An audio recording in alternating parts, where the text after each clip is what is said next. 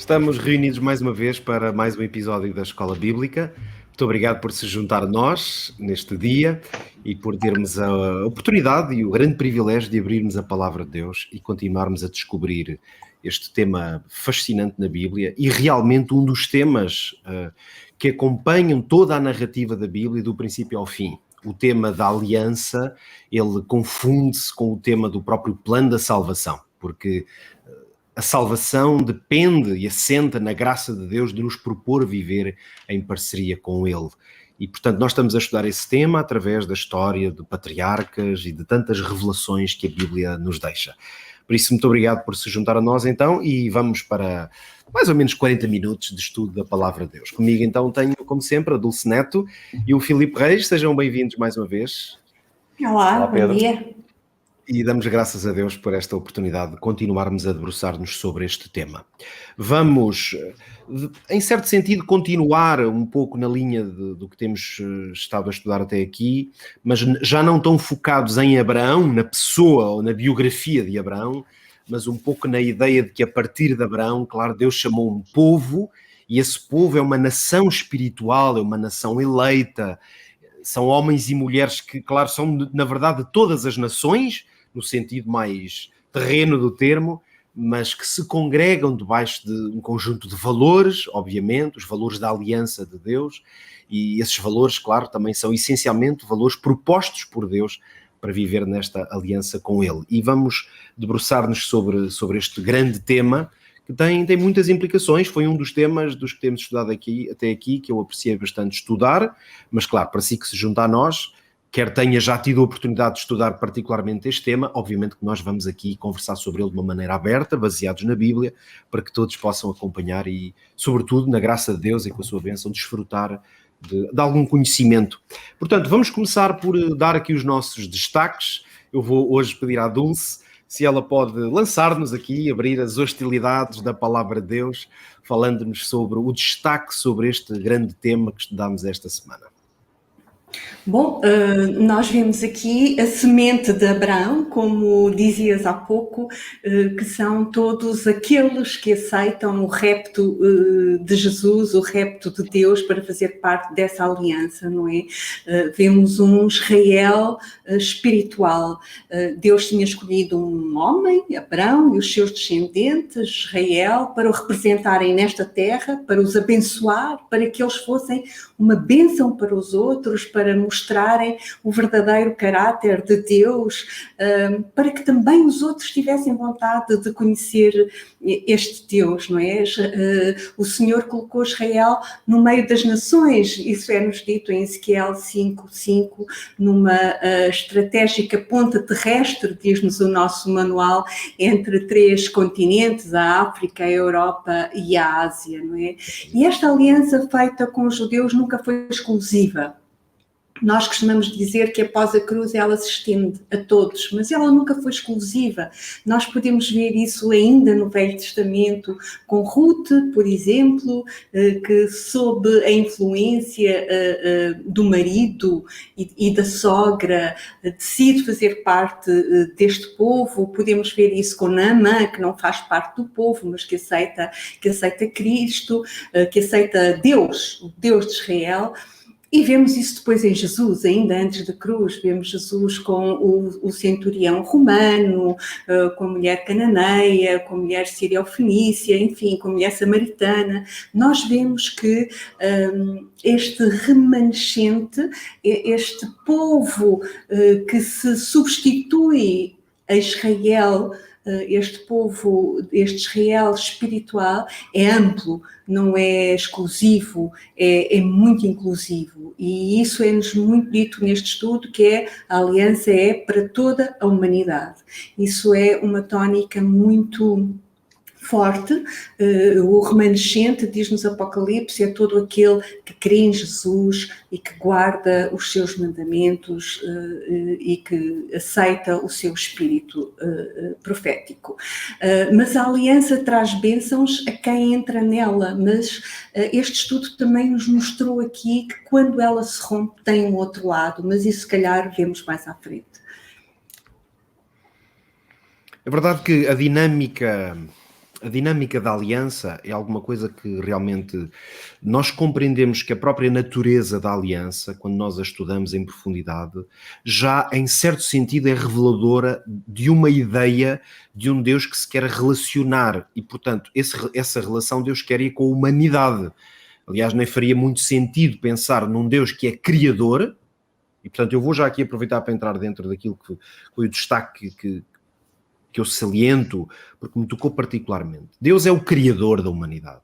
Portanto, a Bíblia apresenta-nos o Deus que no início criou Adão e Eva como os pais de todo um projeto. É isso, Adão e Eva são os pais de um projeto, em certo sentido, não é? Porque Deus diz-lhes para frutificarem, para cuidarem da terra, para serem uma bênção para a terra, naturalmente, e portanto nós vemos aí que Deus sempre pensou a vida nesta terra como um todo, não é? Um desenvolvimento harmonioso, não é? Um projeto perfeito. Ora, é evidente que à medida que a história se desenrola, e nós, obviamente, vamos vendo na Bíblia de uma maneira muito clara, essa história, não apenas no sentido secular do termo, mas a história da maneira como Deus vai interagindo e intervindo e como as pessoas vão reagindo e mantendo esses valores, é claro, à medida que há um afastamento desses valores iniciais de Deus e desse projeto perfeito, é claro que Deus tem que ter diversas formas de intervenção. Quando já falámos aqui diversas vezes em semanas anteriores sobre o dilúvio e Noé, obviamente, é um exemplo de uma intervenção bem específica e muito profunda de Deus para corrigir. Portanto, vemos que tudo isto está fora do projeto inicial, que é um projeto universal. Para mim este é um ponto importante. O projeto de Deus é um projeto universal. Que depois Deus tem que ter intervenções específicas, que já não são universais no sentido em que ele não está a falar a todos os homens, mas fala a um em particular, ou uma família, ou um grupo de pessoas em particular, e nós vimos isso, obviamente, com Abraão. Mas dentro desta dinâmica de um Deus que, na verdade, o que quer é um relacionamento com a sua criação, a humanidade, ele não é o criador de Abraão, ele é o criador de todos os homens. Aí vamos encontrar na Bíblia aquilo que poderíamos dizer que a aliança, ela não tem na Bíblia a ideia de um negócio puro e duro, naquele sentido mais clássico, em que um negócio é o quê? Duas pessoas que têm interesses, veem como é que podem zelar pelos seus interesses. Pronto, no fundo, um negócio a gente vê os prós e contras, e avançamos para um negócio. Há uma certa frieza até na ideia de fazer um negócio com alguém, porque, por exemplo, eu posso ter um bom negócio com alguém com quem eu não tenho nenhum relacionamento, nem conhecimento. Aliás, se nós pensarmos hoje, boa parte dos investimentos, por exemplo, que as pessoas fazem em bolsas e tal, as pessoas compram ações de empresas, tornam-se, no fundo, sócios interessados numa empresa e não conhecem ninguém que esteja, não é, diretamente ligado, por exemplo, àquela empresa. As pessoas estão a investir numa coisa que lhes pode ser útil e não há uma ideia, uma lógica de relacionamento interpessoal. Ora, é muito interessante que o tema da aliança na Bíblia vem revelado dentro de uma dimensão que não é de um negócio que Deus nos apresenta e diz, vejam lá se isto faz sentido ou vocês têm interesse, e traçamos aqui um negócio. Na Bíblia, a aliança aparece muito mais no contexto de um relacionamento. Quer dizer que Deus usa a aliança não apenas para criar uma lógica de negociação entre dois seres, mas como um instrumento de relacionamento. Ora, uma das metáforas melhores da Bíblia para falar desta grande verdade é a ideia de relacionamento homem-mulher, ou usar mesmo o casamento como uma metáfora do que é a aliança. Então eu proponho-vos aqui dois textos, um deles, aliás, no estudo que fizemos esta semana, era-nos proposto, mas o outro não. Jeremias 3... Eu vou ler agora os dois textos. Jeremias 3, e vou ler o primeiro versículo e depois o 20. Diz assim, eles dizem, se um homem despedir sua mulher e ela o deixar, e se juntar a outro homem, porventura tornará ele outra vez para ela? É quase uma retórica, não é? Não se poluirá de todo aquela terra? Portanto, Deus está a dizer, é evidente que se houver adultério, não é? E neste caso... Portanto, um adultério que leva a que um homem fique, não é, como vítima dessa situação, ninguém vai voltar para a pessoa como se nada tivesse acontecido. Deus até lhe chama aqui uma poluição. Só que isto, na verdade, não é para falar de adultério, é para usar uma metáfora, e agora ela vem. Ora, tu te prostituíste, tu, Israel, não é, povo de Deus, tu te prostituíste com muitas amantes, Lá está a metáfora de adultério, deixar um casamento sólido e um bom relacionamento para ir com outras amantes. E depois diz, mas ainda assim, torna para mim, diz o Senhor. Isto é de uma beleza, não é? Poética e ao mesmo tempo das ideias. Deus diz, apesar de tu estares a ir com outras amantes, que são outros deuses, outros ídolos, outras maneiras de estar neste relacionamento que eu te propus, eu não vou dizer agora vai à tua vida, não te quero mais. Não, ele diz, eu vou esperar por ti, volta. Depois o versículo 20, a metáfora, digamos, é retomada e diz, de veras, como a mulher se aparta aleivosamente do seu marido, assim aleivosamente te houveste ou procedeste comigo, ó casa de Israel. A metáfora realmente é usada para mostrar como Deus está interessado e que tem aquela tristeza de uma traição dentro de um relacionamento de amor onde isso não era esperado. E não resisto aqui a mostrar-vos também o que está em Oseias, que aliás, Oseias, vocês sabem que a história do próprio profeta Oseias está muito relacionada com a própria vida dele, não é? Ele mandou ir buscar uma mulher, mas que era uma mulher, lá está, que tinha muitos amantes, e depois todo esse relacionamento, Deus vai usá-lo. É uma forma encarnacional de transmitir a mensagem. Deixem-me ler-vos aqui alguns versículos que estão no capítulo 2, que mostram de maneira lindíssima esta metáfora. Eu vou ler, por exemplo, aqui primeiro o 7 e o 10, está aqui, dizem assim, ela irá atrás dos seus amantes. Lá está, a mulher é usada aqui neste sentido, como se fosse ela que vai. Ela vai atrás dos seus amantes, mas não os alcançará. Buscá-los-á, mas não os achará. Então dirá, no fundo é, quando esta mulher parar um pouco para pensar no que fez, ela vai dizer, vou voltar, vou tornar para o meu primeiro marido, porque melhor me ia então do que agora. No fundo é uma metáfora do arrependimento, não é? Versículo 10. Agora descobrirei a sua vileza diante dos olhos dos seus amantes e ninguém a livrará da minha mão. Vou saltar mais um bocadinho. 14. Porque eis que eu a trarei. Deus agora a falar à sua mulher, eu a trarei, a levarei para o deserto e lhe falarei ao coração. E lhe darei as suas vinhas, dá-lhe uma nova herança. E ali cantará, ela cantará como nos dias da sua mocidade. Versículo 16, naquele dia diz o Senhor, tu me chamarás meu marido.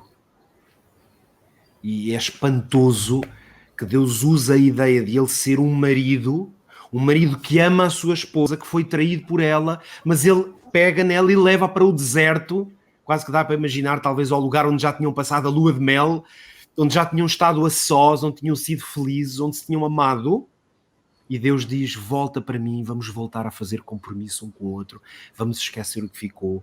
Portanto, a ideia de uma aliança com todas as nações, para mim está expressa nesta ideia, porque ela não é uma ideia para dizer que Deus ama Abraão só ou as pessoas da semente de Abraão. Isto é uma descrição poética do que Deus sente e quer, o tipo de relacionamento que quer ter com todos os seres humanos. Bom, eu já falei um bocado mais, mas esta poesia toca profundamente. Eu agora a seguir já vou poupar no tempo, mas achei que era muito, muito relevante mostrar como a aliança, de facto, vem neste contexto de relacionamento. E, portanto, para quem é que é esta aliança? Para todo o Israel, em qualquer tempo, todo o Israel espiritual, que são todos os que querem uma relação de amor profundo com o Senhor. Filipe. Eu estava a ouvir essa tremenda explicação do Evangelho, porque isso resume muito bem o Evangelho, não é? Essa metáfora de Oseias. E estava aqui a pensar comigo, na sequência também daquilo que a Dulce disse, um outro exemplo que é o de Raabe, não é? Raabe também era uma senhora, enfim, não muito recomendada na sociedade, pelas razões que sabemos, não é? Mas de tal maneira ela entrou para dentro do povo de Deus, beneficiou desta aliança. Vejam bem, ao ponto que Deus abençoou, que ela acabou por estar na linhagem ascendente do qual viria o próprio Jesus, não é? E, portanto, não era judia, não é? Ela era de um outro povo. Mas foi acolhida, foi recebida e foi também beneficiária. Contudo, o meu destaque, que eu me demorei um pouco mais durante esta semana, tem a ver com um detalhe que eu reparei que o autor, o redator das lições, mencionou.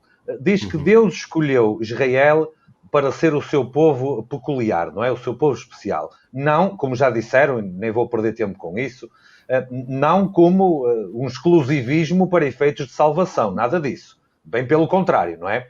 Mas para ser o seu embaixador, o seu representante e para todas as nações da terra, como já vimos em semanas anteriores, serem abençoadas pela presença deste povo e atrair este povo para aquele que mais interessa, que é a pessoa de Jesus. Mas Israel foi escolhido para ser esse povo peculiar, e o autor diz que eles eram um grupo pequeno, sem prestígio, sem cultura, sem fama, não é? Vamos dizer assim.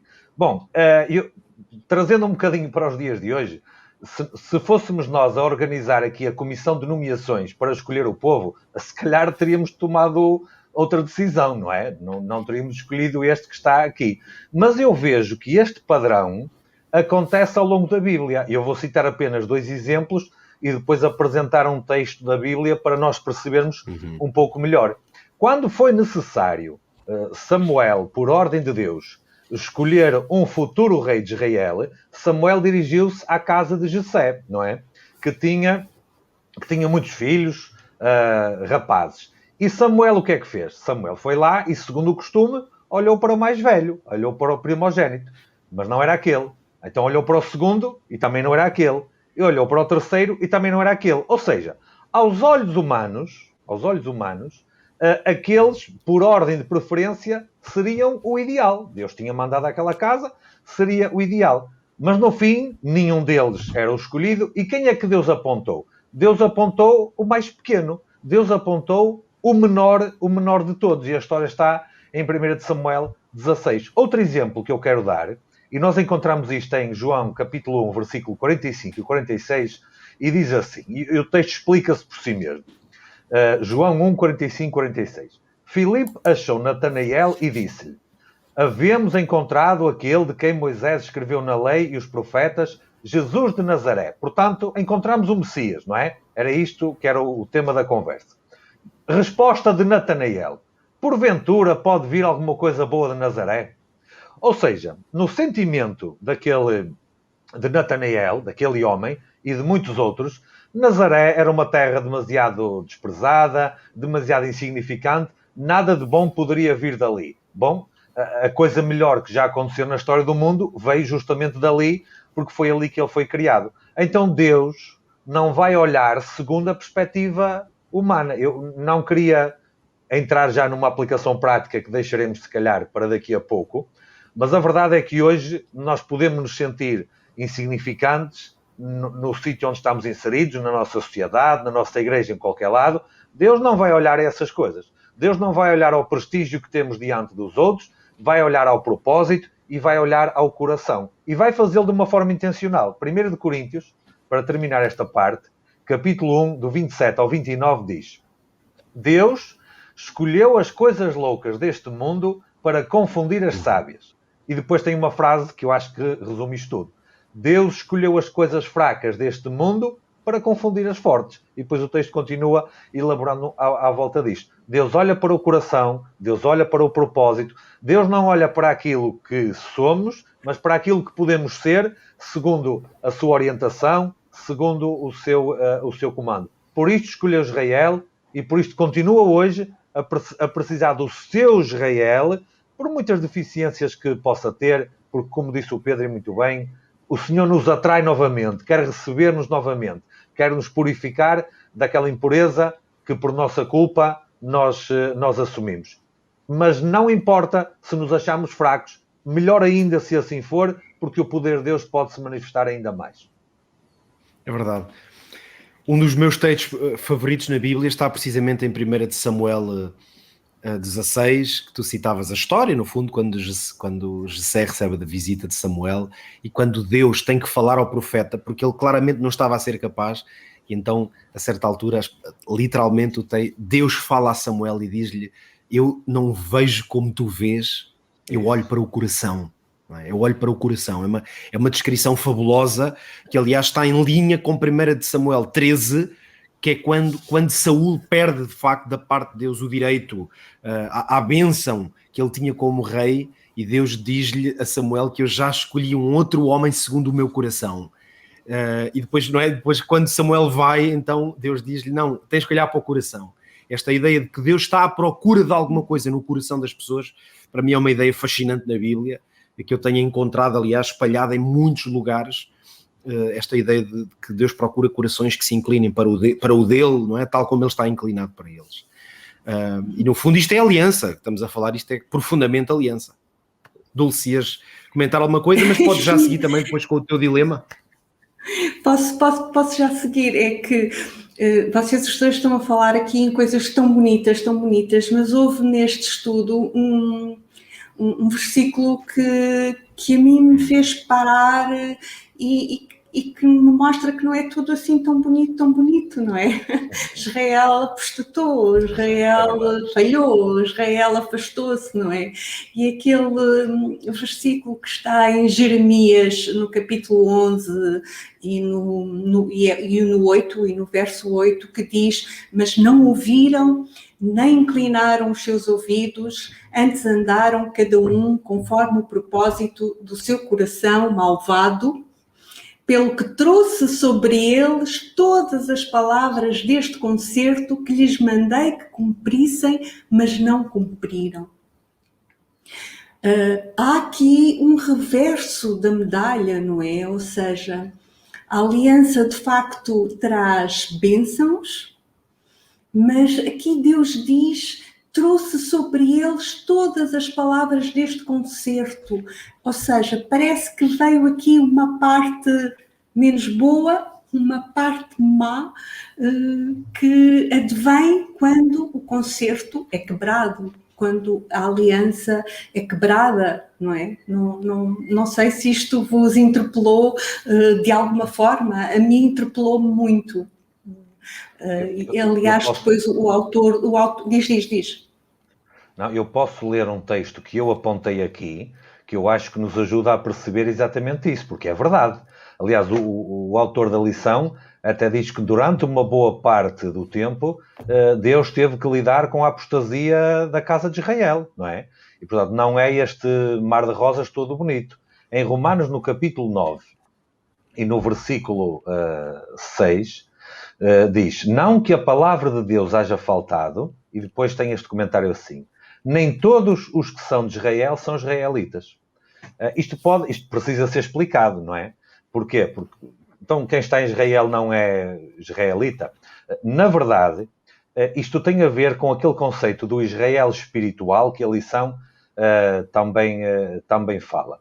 Israelita na Bíblia, ou judeu na Bíblia, na maior parte das vezes tem que ser entendido na sua vertente simbólica, representativa e não literal.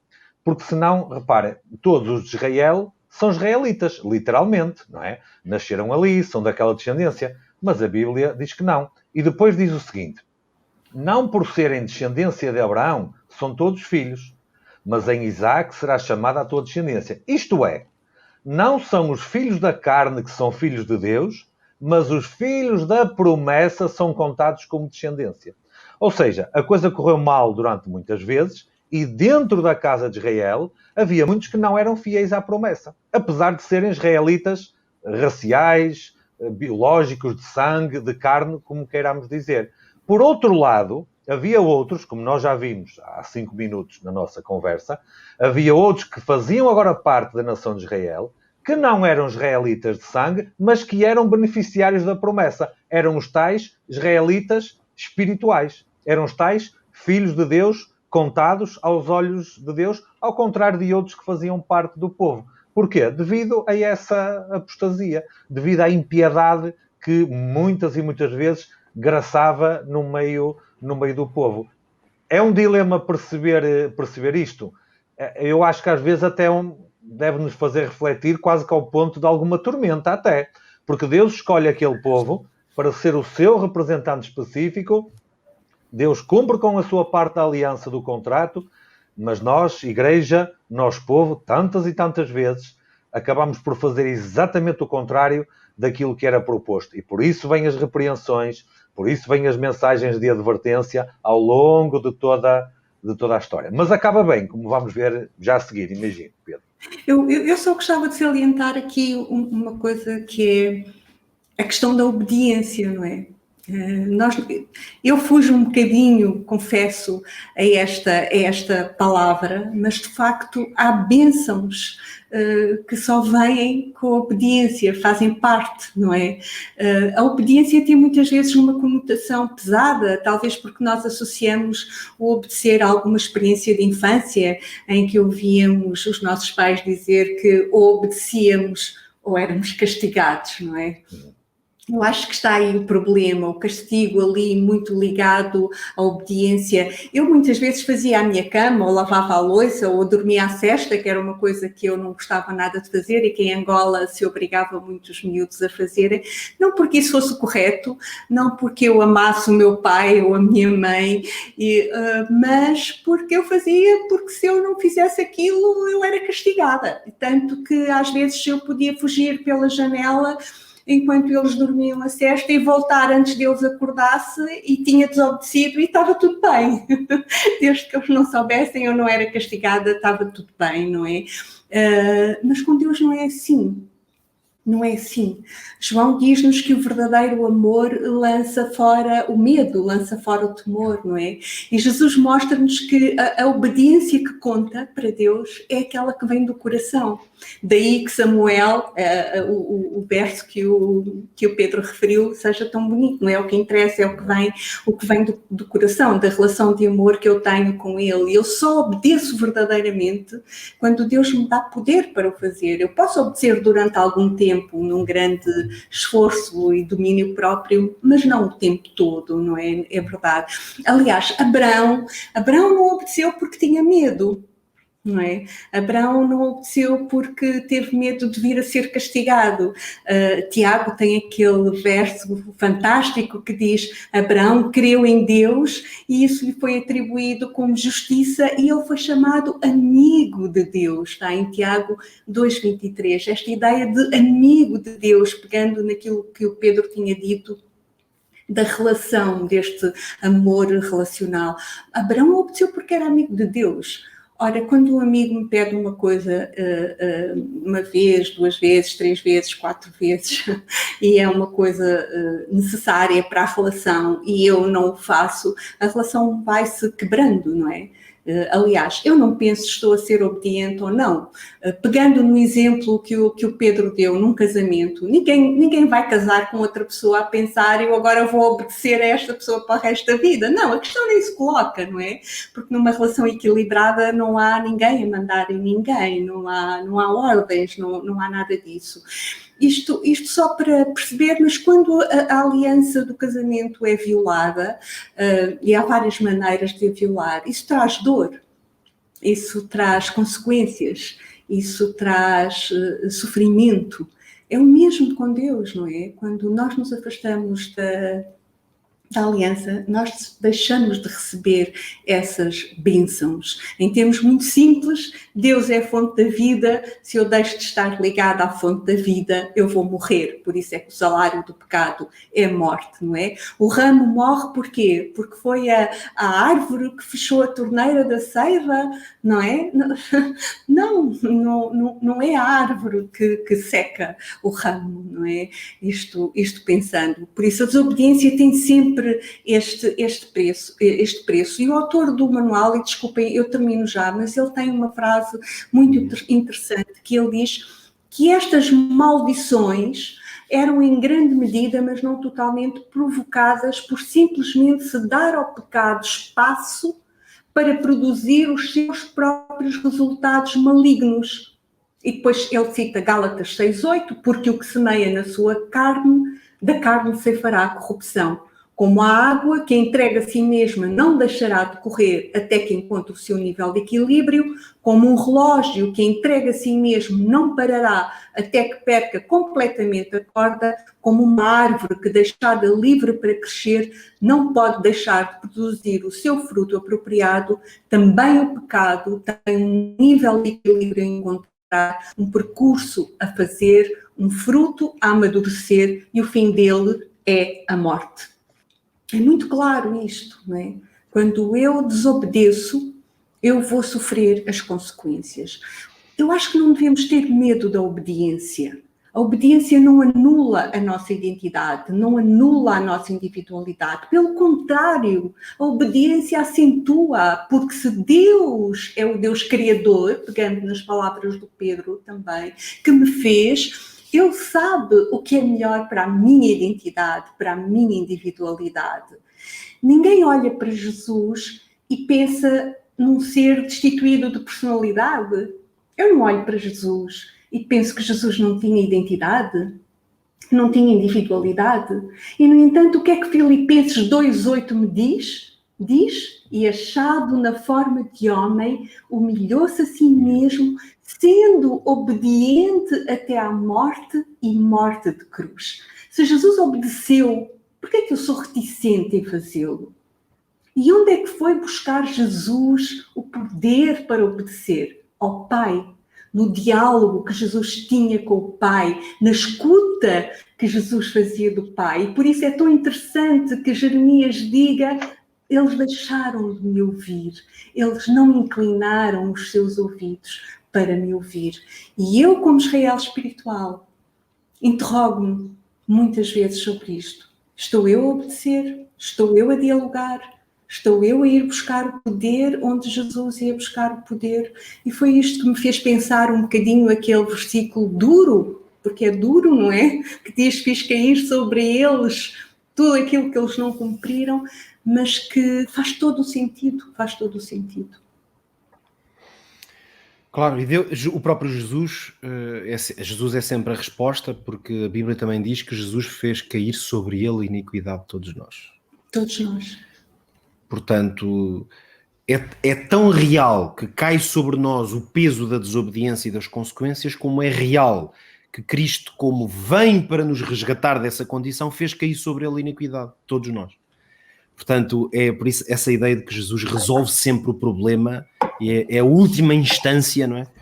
É realmente uma coisa fascinante. O meu dilema, por acaso, cruza-se um pouco, ainda vou citá-lo, vai ser muito rápido, embora eu coloquei a pergunta mais do lado positivo, que é, ao lermos Deuteronômio 28, que foi um dos textos que neste estudo, obviamente, foi evocado, porque Deuteronômio 28 é um texto muito interessante para quem não está muito familiarizado com ele, porque valerá a pena lê-lo, fica esta dica ou este conselho para aqueles que não o puderam fazer, porque Deus vai anunciar um conjunto de bênçãos que ele associa precisamente à aliança, portanto, a viver em pacto com ele e, portanto, à obediência aos critérios dessa aliança. E, portanto, praticamente os primeiros 13 ou 14 versículos Deus descreve essas bênçãos.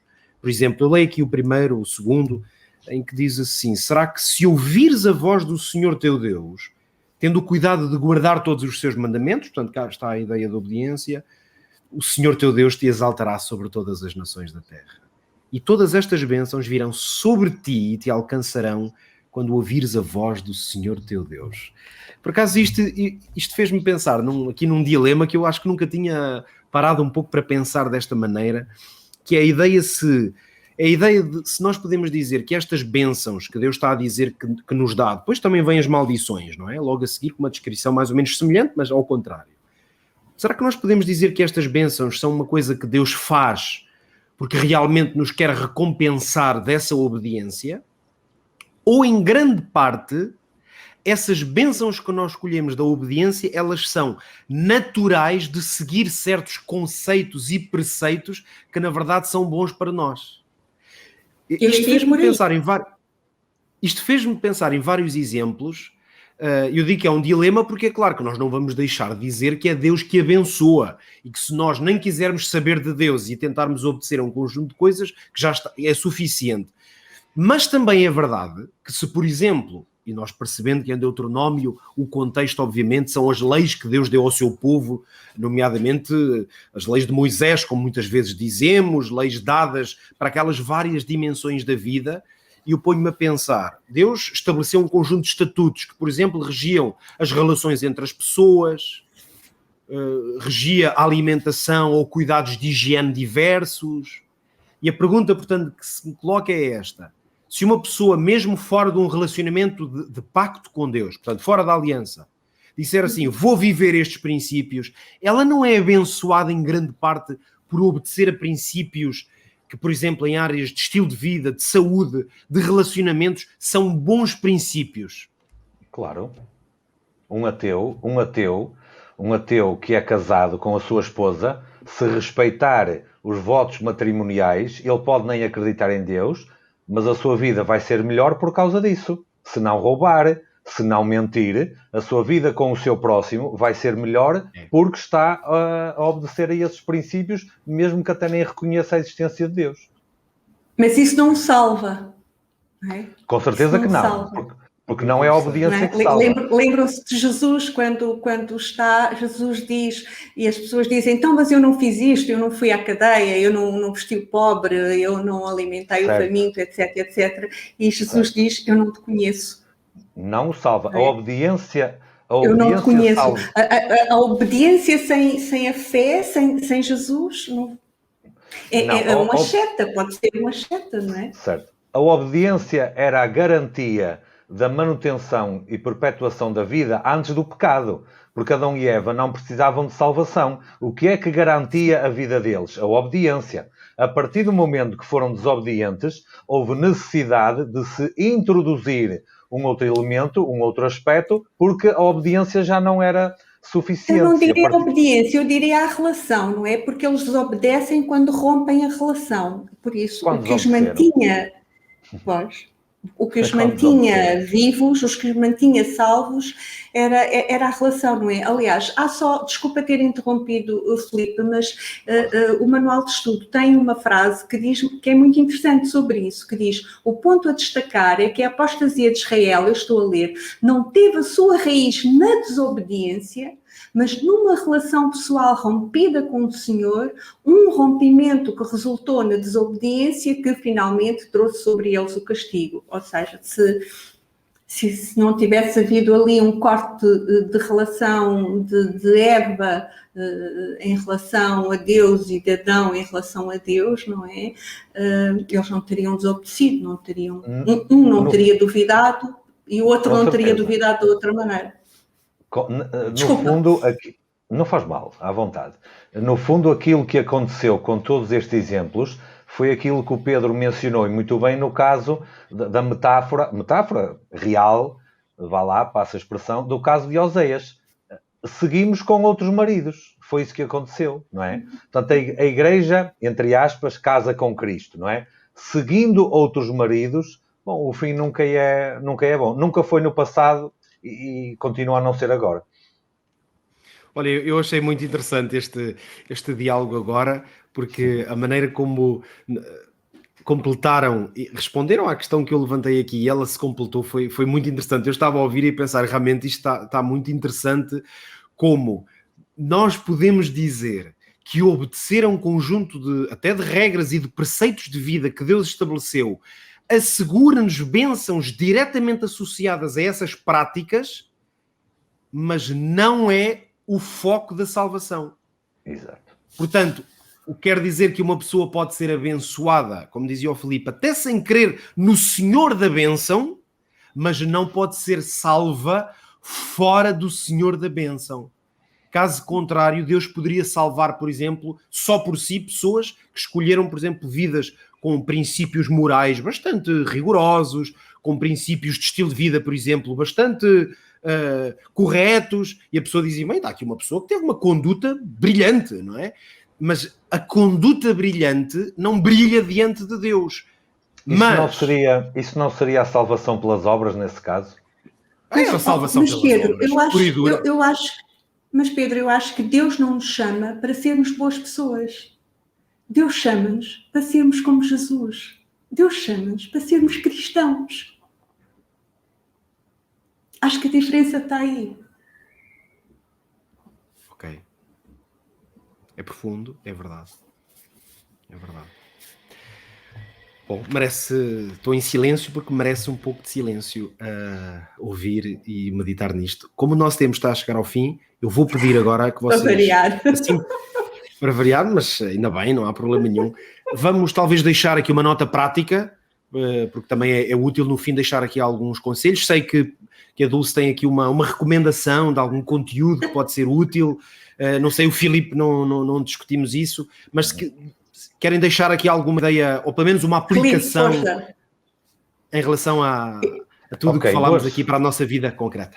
Como eu hoje já vos interrompi muito, dou a palavra ao Filipe. Não, por favor, interromperás sempre que entenderes por bem. 2 notas para concluir aqui a minha parte.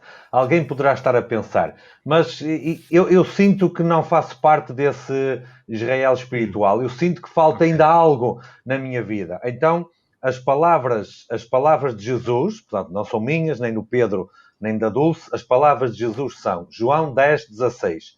Ainda tenho outras ovelhas, não deste aprisco. Vou repetir. Ainda tenho outras ovelhas, não deste aprisco. Dito de outra maneira, eu tenho filhos meus que ainda não estão na casa de Israel. A mim me convém conduzi-las. E agora o que é que acontecerá? Elas ouvirão a minha voz e então depois sim, haverá um só rebanho, um só grupo, uma só igreja e um só pastor que tem que ser Jesus com toda a certeza. Por outro lado, alguém poderá estar a pensar, mas eu sinto que a minha vida está como a casa de Israel do antigamente, ou de agora, seja como for, tem tantas coisas que não estou de acordo com a vontade de Deus. Isaías, lá atrás, nesse tempo em que a vida da casa de Israel foi marcada com apostasia, como vimos, Isaías capítulo 1, versículo 18 e 19 diz: Vinde então e arguí-me, palavras de Deus, mais uma vez, diz o Senhor. E depois ele diz assim: ainda que os vossos pecados sejam como a escarlata, eles se tornarão brancos como a neve. Ainda que sejam vermelhos como o carmesim, se tornarão como a branca lã. E agora vou concluir com algo que a Dulce vai gostar. Se quiserdes e obedecerdes, comereis o bem desta terra. Obrigada, Filipe. Eu que ando sempre a fugir da obediência, não é? Quem diria? A minha questão prática vai outra vez para aquele verso, o verso tema desta semana é lindíssimo, nós só aquilo dava uma lição, não é? A geração eleita, o sacerdócio real, o povo adquirido, etc, etc. Mas eu fiquei muito agarrada a este Jeremias 11:8 que diz, mas não ouviram. Porquê? Porque como remanescente eu corro o mesmo risco, o de não ouvir a voz do Senhor. E a palavra ouvir tem um significado intenso na Bíblia. Não é por acaso que em Apocalipse todas as cartas às 7 igrejas têm a frase quem tem ouvidos para ouvir, ouça, não é? Uma frase muito repetida por Jesus. Ainda há pouco Pedro referia isso em Deuteronômio 28, não é? Se ouvirdes, pronto. Incluindo a igreja da Laodiceia, não é? A igreja dos últimos dias, a quem Deus faz aquele maravilhoso convite, eis que estou à porta e bato. Se alguém ouvir a minha voz, não é? E abrir a porta, entrarei na sua casa e com ele cearei e ele comigo. Apocalipse 3:20. Acho que devemos sempre ter este versículo na nossa mente, sempre, sempre, sempre. Como é que eu posso ouvir a voz de Deus? Como é que eu posso reconhecer a voz de Deus? José Tolentino Mendonça diz no seu livro A Mística do Instante que o segredo de um homem não é tanto aquilo que ele diz, mas é o quanto ele escuta, é quem ele escuta, é o que é que ele escuta. E Jesus disse aos seus discípulos, eu já não vos chamo servos, visto que um servo não está ao corrente do que faz ao seu senhor, mas a vós chamei-vos amigos, como Abraão, porque vos dei a conhecer tudo o que ouvi do meu Pai. O pastor Artur Machado, que é o pastor da minha igreja, fez um conjunto de mensagens aqui há uns tempos sobre os sentidos e a Bíblia muito interessantes. E a minha recomendação era que vissem o vídeo sobre o ouvir, que é muito interessante. Está no canal do YouTube da Igreja da Amadora, tem o título Escutar a Voz de Deus, mas deixamos também aqui o link, é só clicar neste link e são cerca de 20 minutos e vale muito a pena, porque é um alerta muito forte para nós, que é como escutar a voz de Deus. Muito bem, excelente recomendação. E as de Amadora, se procurar assim no YouTube, vai logo aparecer, escutar a voz de Deus.